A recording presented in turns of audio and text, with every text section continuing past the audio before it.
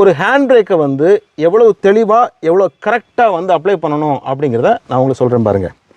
பல பேர் பண்ணக்கூடிய தவறு என்ன அப்படின்னா, ஒரு ஹேண்ட் பிரேக்கை வந்து அப்ளை பண்ணும்பொழுது இந்த பட்டனை வந்து அமுக்கிட்டு இப்படி மேலே தூக்குறாங்க. இப்படி செய்யக்கூடாது. ஆக்சுவலாக என்ன பண்ணணும் அப்படின்னா, அப்படியே இழுக்கணும். இந்த பட்டனை வந்து நீங்கள் எந்த இடத்துலையுமே ப்ரெஸ் பண்ணக்கூடாது, அப்படியே இழுக்கணும். இப்போ பார்த்தீங்கன்னா இந்த காரில் எனக்கு வந்து ஒரு 4 பாயிண்ட் வச்சுருக்கேன் பாருங்கள்.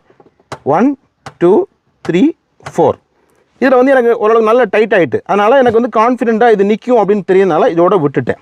அப்போது இதை வந்து நான் அப்ளை பண்ணும்போது எப்படி அப்ளை பண்ணுவேன் அப்படின்னு பார்த்தீங்கன்னா, வண்டி நிறுத்திட்டு அவ்வளோதான். அந்த 4 ஸ்டெப்ஸ் எனக்கு வந்து தெரியுது, என் கை டைட்டுக்கு வந்து வச்சுக்கிடுவேன்.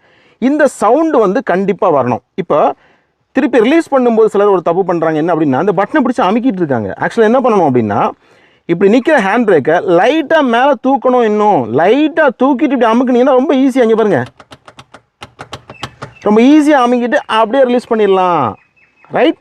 அப்போ ஹேண்ட் பிரேக் போடும்போது இப்படி போடணும், ரிலீஸ் பண்ணும்போது லைட்டாக மேலே தூக்கிட்டு பட்டனை ப்ரெஸ் பண்ணிவிட்டு அப்படியே எடுத்து விட்டிங்கன்னா முடிஞ்சு போச்சு.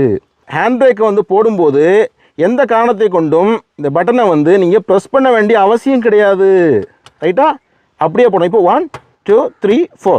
சில கார்களில் பார்த்தீங்க அப்படின்னா 1 2 3 அப்படின்னு வந்தவுடனே அது கொஞ்சம் டைட் ஆகிடும். இப்போ நான் அந்த 4க்கு மேலே 5ன்னு போடுறது வந்து ரொம்ப இழுத்து போடுறது. அப்படி போடாதீங்க.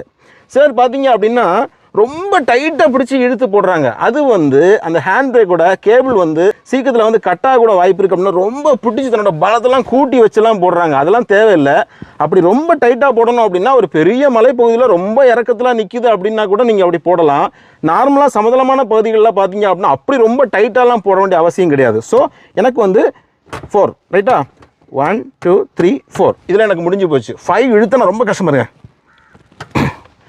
இது தேவைப்படாது. இப்போல்லாம் நீங்கள் ரிலீஸ் பண்ணவே முடியாது பாருங்கள். பட்டன் அப்படி அமுக்க முடியாது. அப்போ என்ன செய்யணும், அப்படியே கொஞ்சம் மேலே இழுத்துட்டு அப்படி ப்ரெஸ் பண்ணிவிட்டு கீழே விட்டிங்கன்னா இது சூப்பராக இருக்கும். இப்படித்தான் ஒரு ஹேண்ட் பிரேக் வந்து ப்ராப்பராக நம்ம யூஸ் பண்ணுறது.